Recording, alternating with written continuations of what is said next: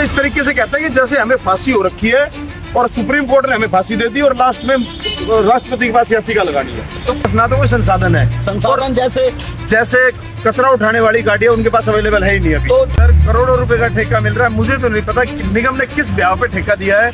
बाकी मैं तो ये कह रहा हूँ, ठेका तो नहीं दिया, ये तो लूटने का मौका दे दिया एक। तो हर बार आपने नया लुटेरा ढूंढने की सोच रखी है कि लुटेरे ढूंढते जाओ, निगम का खजाना खाली करते रहो। अरे हमारे जो काम होना है ना, जो सीवर के छोटे छोटे गड्ढे भरने हैं, पैच वर्क का काम, जो बारिश के अंदर सफाई का डिसल्टिंग का काम होना था, वो भी काम का टेंडर पास नहीं किया इन्होंने। आप रेलवे रोड के ऊपर कूड़ा डालिए, सब पता चलेगा सरकार को कि क्या होता है। कूड़ा पड़ा हुआ ना, ये निवासियों की गलती नहीं है, ये सरासर हमारे शासन प्रशासन की गलती है।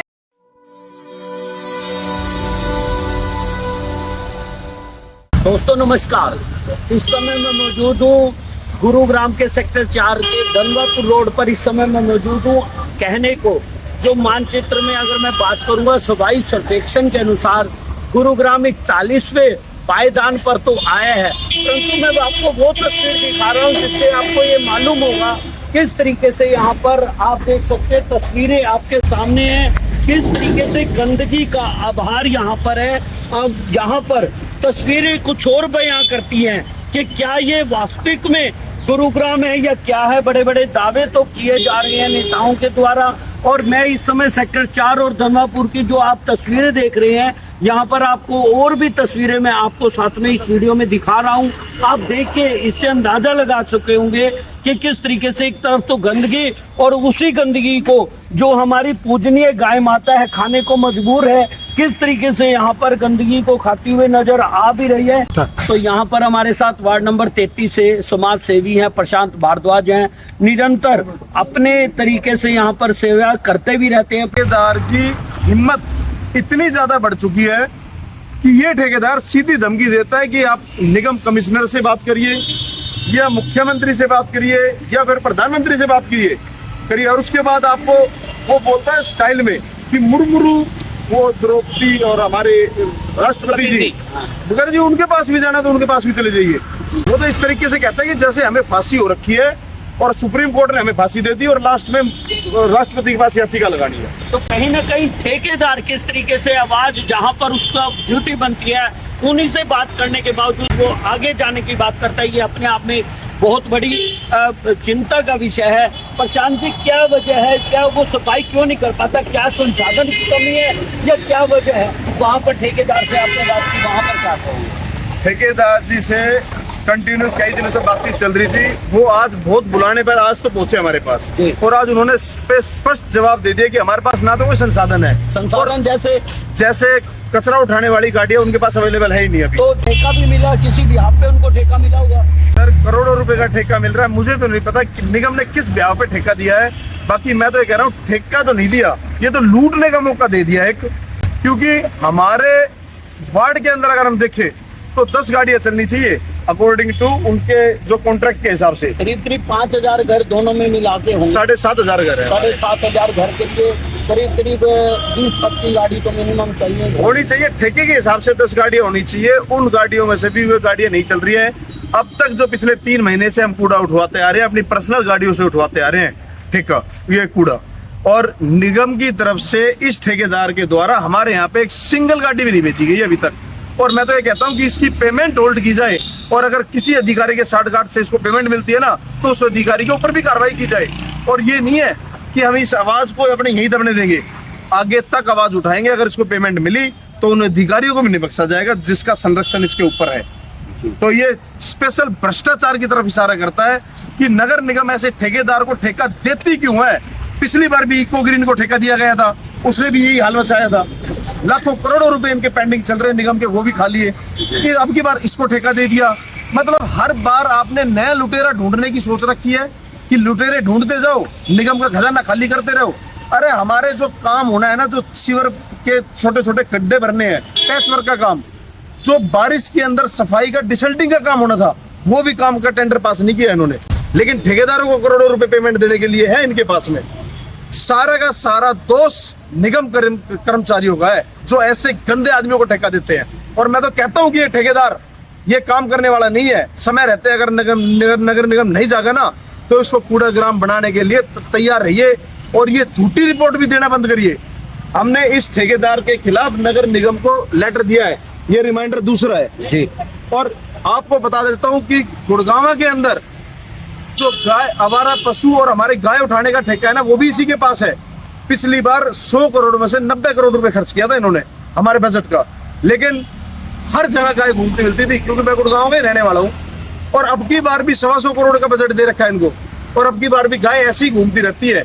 सारी सेटिंग होती है, सरकार इन लुटेरों पर ध्यान नहीं दे रही है और जनता का पैसा इन ठेकेदारों द्वारा खाया जा रहा है। हमें दर्द है, क्योंकि हमारे जो भाई है ना, जो लक्ष्मण विहार के अंदर जो बेचारे मजबूर होते हैं। मैं तो आप लोगों से एक रिक्वेस्ट और करना चाहूंगा, जब अगर कूड़ा उठाने वाला आप लोगों के घर पे नहीं आ रहा है और निगम लापरवाही कर रहा है, तो आप अपने वार्ड को गंदा क्यों कर रहे हो? घर से तो कूड़ा बाहर फेंकना है ना। मैं तो आज रेलवे रोड के ऊपर कूड़ा फेंक के आया था, और अगर मैं तो आपसे भी आह्वान करता हूं, अगर मेरे ऊपर एफआईआर दर्ज होती है तो होने दो। अगर आपके यहाँ कूड़ा नहीं उठता है तो पूरे गुड़गांव को पता चलना चाहिए। आप रेलवे रोड के ऊपर कूड़ा डालिए, सब पता चलेगा सरकार को कि क्या होता है। अपने वार्ड के अंदर, अपनी गलियों के अंदर कूड़ा डालने से हमें क्या फायदा होगा? इससे तो परेशानी हमें है, बीमारी हमें ही होगी। तो अगर मेरी आप बात सुन रहे हो, अगर आपके घर से कूड़ा नहीं उठता है, 2 दिन का समय दिया हमने ठेकेदार को, अगर कूड़ा नहीं उठता है तो रेलवे रोड के ऊपर कूड़ा डाल के भरिए। जब इनको पता चलेगा कि गुड़गांव 41वें नंबर पे है या कौन से नंबर पे है, इनको अपना आईना समझ में आ जाएगा। और हमने गाय की और कूड़े की दोनों कंप्लेंट इनको रिटर्न में दे दी है। अगर उसके बाद भी पेमेंट होती है ना, तो फिर कोर्ट का सहारा लेना पड़ेगा और दोषियों को बख्शा नहीं जाएगा, चाहे वो कितने बड़े अधिकारी हो।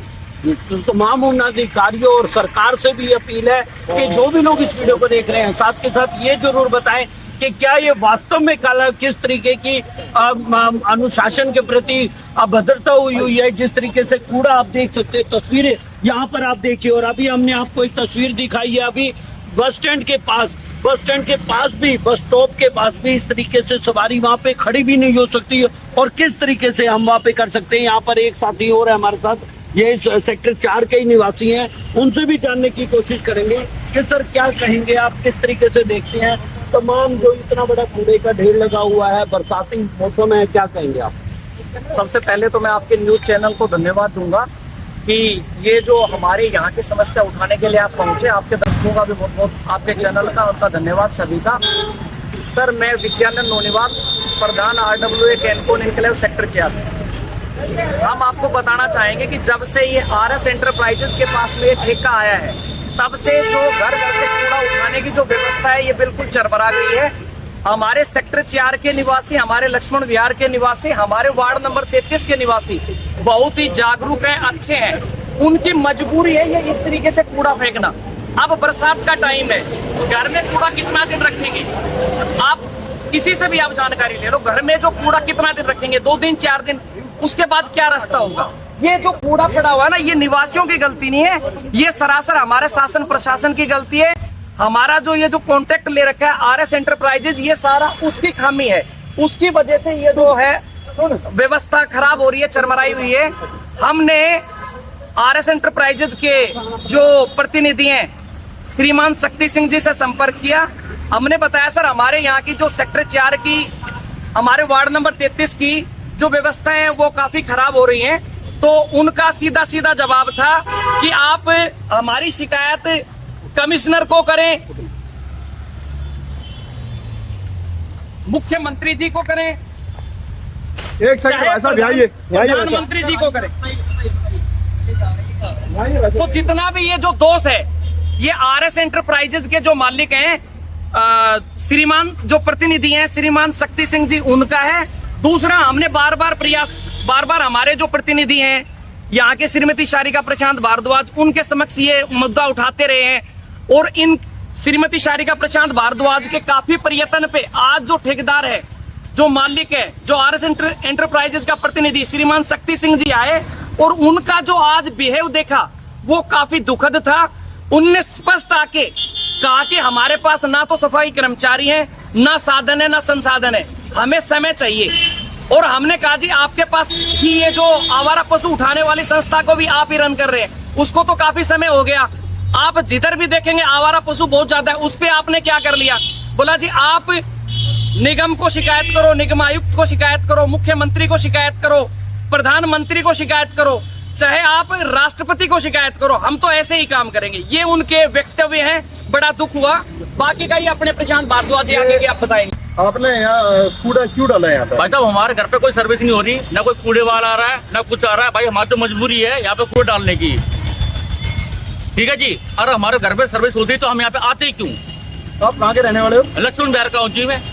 हाथ जोड़ के विनती है भाई, हमारा मतलब ये दुर्दशा है हमारे यहाँ की। ये नौजवान साथी अपना काम करें या फिर घर का कूड़ा डालने के लिए ऐसे मजबूर हो, बहुत शर्म की बात है। भाई साहब आगे से आपने यहाँ कूड़ा नहीं डालना है। अगर डालना है ना तो रेलवे रोड पे डालना, जब तक आपके घर से कूड़ा नहीं उठ पाएगा। ठीक है भाई साहब, आप जो कहोगे वो काम हो जाएगा। लेकिन भाई कहीं ना कहीं किस तरीके से लोग बिल्कुल उस चीज में मजबूर हैं कि वो कूड़ा घरों का कहाँ डाले, क्योंकि घर से जब उनको कोई कूड़े के लिए कोई वाहन ही नहीं आता तो वो मजबूर है। आखिर बरसात का मौसम है, बच्चे हैं, बूढ़े हैं, इन्फेक्शन का डर रहता है। तो दोस्तों मेरी सभी लोगों से अपील है, इस वीडियो को इतना शेयर कीजिए कि ताकि वो संबंधित अधिकारी मंत्री तक पहुंचे, ताकि इसकी व्यवस्था की पूरी पता लगे और कहां पर किस हाथों में दिक्कत है वहां पर इसका समस्या का समाधान हो सके। जय हिंद, जय भारत।